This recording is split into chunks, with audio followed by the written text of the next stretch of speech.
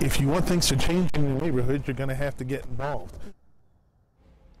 All new at 10, a demand from the new police chief of Indianapolis as he pledges to cut violent crime in the city.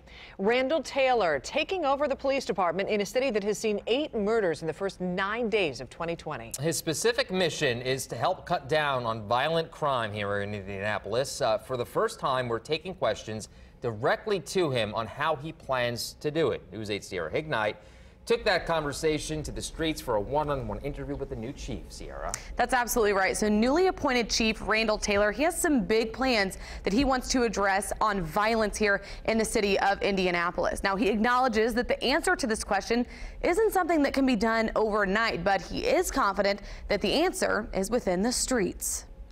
So we told you guys that you could pick the area for this one-on-one interview. So kind of talk to me about the significance of the neighborhood that we're in right now. So this area is in our 46218 zip code.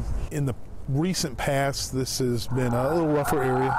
Number of violent crimes and murders. We were on Meadow Drive in IMPD's North District, but violent crime is taking its toll on communities around the city. You know, violence is one of those things that it's probably not going to be affected totally by patrol plans and those kind of things. What we're trying to do is make sure we get connected to those people that would commit violence in such a way that they don't want to commit it.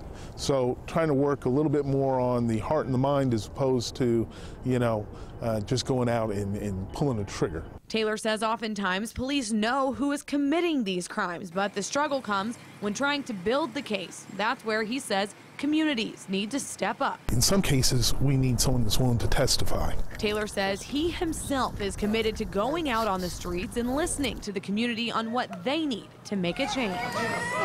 Mothers and families mourning the loss of their loved ones to violence, but oftentimes they're aware of the crimes these victims are involved in. I've spoken to so many families, and I've had some moms that have told me, look, I knew he was involved in this stuff, I knew he was involved in drugs, but he was bringing some money in, and that was helping us to survive. Taylor says he wants parents to step in before watching their children go to prison or having to bury them. I'm looking to hold parents a little more accountable, but get them the help that they need on how to address these things early. Taylor acknowledges the culture that's been built around violence in the city. He says people are becoming desensitized. That's always been one of my biggest fears. I hate to think of a young child being out, you know, playing in their yard or playing in their neighborhood, and they're used to hearing gunshots. In order to make a significant change within Indianapolis and surrounding areas, Taylor says it's going to take everyone doing their part. Oh, I do.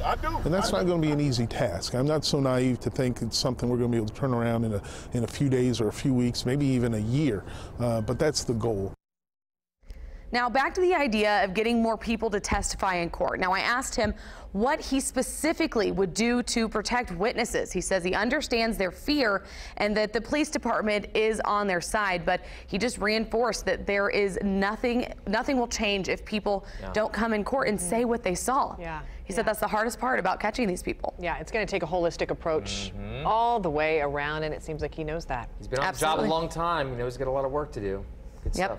All right, Sarah, thank you. Thank you. Hey, Chief Taylor and Mayor Hogsett will be together for the first Prayer for Our City event tomorrow. They've asked the public to join them to pray for Indianapolis for the coming year. So it'll take place at noon at the City County Building on East Washington Street.